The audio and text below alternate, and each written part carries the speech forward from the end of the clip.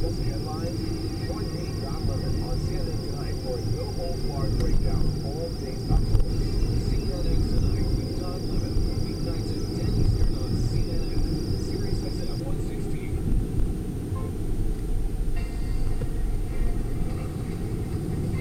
Topping our local radar today, an afternoon focusing on sports for the president. Right now, he's presenting the Commander-in-Chief Trophy to the United States Military Academy football team. Tiger Woods then heads to the White House a bit later to receive the Presidential Medal of Freedom. Let's play golf with the president back in February before winning the Masters in April for the 10th time. After that win, the president tweeted, "He'd be honoring Tiger Woods, the nation's highest civilian honor for his quote, incredible success and comeback. Golf life." After missing two previous deadlines, the Treasury Secretary Stephen Mnuchin is scheduled to tell House Democrats later today what it will handle the president's tax X returns. alert. Source tells CNN you won't be surprised by this. The Treasury expected to reject the